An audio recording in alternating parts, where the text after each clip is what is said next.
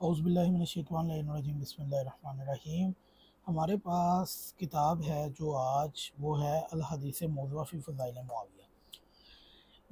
مختصر اس کتاب سے متعلق آپ کو یہ بتاؤں کہ اس کتاب نے رد پیش کیا ہے قاری ظہور احمد فیضی کی کہ الیاس قادری نے ایک کتاب لکھی ہے فیضان معاویہ، یعنی کہ معاویہ کی شان میں احادیث، اور اس میں ساری حدیثیں جھوٹی ہیں۔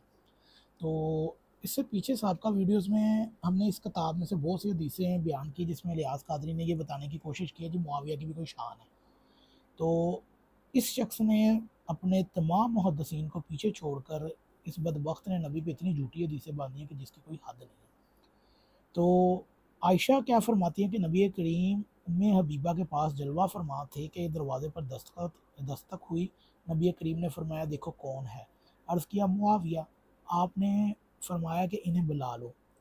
معاویہ نبی کی خدمت میں آیا۔ آپ نے کان پر قلم رکھا ہوا تھا، کان پہ قلم رکھا ہوا تھا جس سے آپ کتابت فرمایا کرتے تھے۔ تو نبی کریم صلی اللہ علیہ وآلہ وسلم نے فرمایا کہ معاویہ تمہارے کان پر قلم کیسا؟ تو معاویہ نے عرض کیا میں اس قلم سے یعنی کہ رسول اللہ کے لیے تیار رکھتا ہوں، یعنی کہ یہ میں قلم نبی کے لیے تیار رکھتا ہوں۔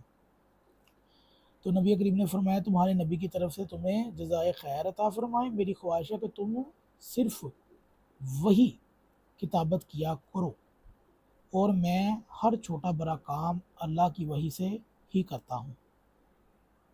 تو تم کیسا محسوس کرو گے جب تمہیں پوشاک پہنایا جائے گا، یعنی خلافت عطا کی جائے گی؟ یہ بات سن کر اتنا ام حبیبہ اٹھی اور نبی کے روبرو بیٹھ کر عرض کیا یا رسول اللہ کیا میرے بھائی کو خلافت عطا ہوگی؟ آپ نے فرمایا ہاں لیکن اس میں آزمائش ہے، آزمائش ہے۔ تو ام حبیبہ نے عرض کیا یا رسول اللہ آپ ان کے لیے دعا کریں۔ تو نبی کریم نے دعا کی۔ کیا دعا کی جی؟ اے اللہ معاویہ کو ہدایت پر ثابت قدمی عطا فرما، انہیں ہلاکت سے محفوظ فرما اور دنیا آخرت میں ان کی مغفرت فرما۔ فیضان معاویہ صفحہ نمبر 168 اور 169 یہ حدیث موضوع ہے۔ طبرانی نے اس روایت کو لکھنے کے بعد لکھا ہے اس حدیث کو شام سے عبداللہ بن یحییٰ کے علاوہ کسی نے روایت نہیں کیا۔ سری اس کی روایت میں تنہا ہے۔ یہ سری کون ہے؟ یہ سری عاصب بن سہل ہے۔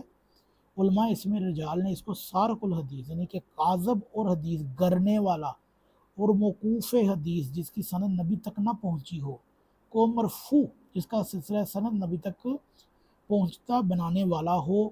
ابن عدی لکھتا ہے کہ سری بن عاصم کی کنیت ابو سہل تھی، یہ حدیث چڑاتا تھا۔ کامل فی ضعف الرجال جلد نمبر 4 صفحہ نمبر 540۔ اچھا میں اس چیز میں اس حدیث کے اندر آپ کو ایک اور چیز بتاؤں۔